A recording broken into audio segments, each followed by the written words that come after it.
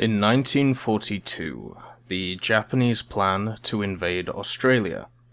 Australia, or not?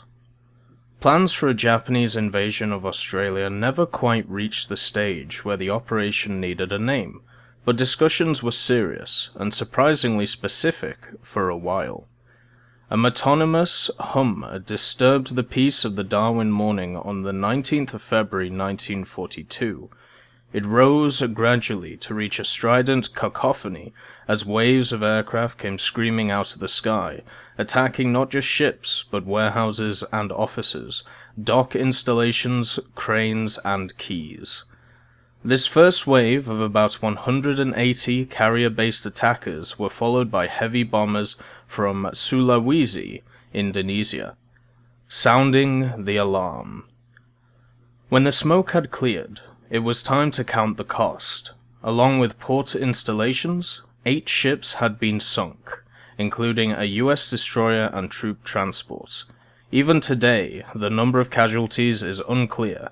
Estimates range from 240 to about 1,100 killed. But no one disputes the damage done to the port of Darwin, or to the morale in a nation plunged into panic about the possibility of invasion. It's often assumed that since no invasion took place, this scare can be dismissed as hysteria. The reality, however, is clear-cut. Japan needed no persuasion of Australia's strategic importance as the obvious base for any Allied fightback. The question was whether it made more sense to attempt an invasion or simply to cut the country off from its main sources of supply. On the one hand, the Navy brought forward plans for an invasion of Australia's northern coast at a General Headquarters meeting on the 4th of March 1942.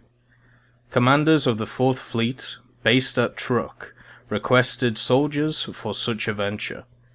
Along with removing Australia from the war, it would allow access to the country's resources, from wool and wheat to minerals. The army immediately objected that occupying a country the size of a continent was unrealistic. Advocates of the plan countered that this was an advantage. A firm bridgehead could be established in the tropical north, long before resistance could be mobilized in the southern population centers. On the other, yet it wasn't just Australia's size, said the generals. It was the extent to which an invasion would stretch the Japanese armed forces' overall operating perimeter in the Pacific. Surely to breaking point, they reasoned. It made more sense to take control of islands further to the north, so that air and sea communications between Australia and the war zone could be cut off that way, while the fight against America and its Pacific Fleet continued. In the end, opinion swung emphatically against the invaders. Admiral Isoku Yamato's plan for a showdown at Midway was instead adopted. The option of invading Australia remained open, in theory at least, but losses at Midway were to make it unrealistic. Points of view. Just a captain at the time, but on the fast track to becoming a rear admiral, Baron Sadatoshi Tomioka was an influential advocate of invasion. If we take Australia now, we can bring about the defeat of Great Britain. With only a token force, we can reach our aim. Another voice in favor was that of Admiral Takasumi Oka of the General Staff in Tokyo.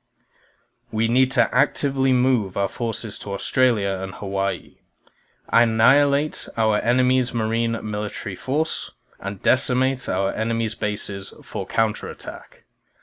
General Tomoyuki Yamashita also saw merit in the plan, later recalling, "With even Sydney and Brisbane in my hands, it would have been comparatively simple to subdue Australia. I would never visualize occupying it completely."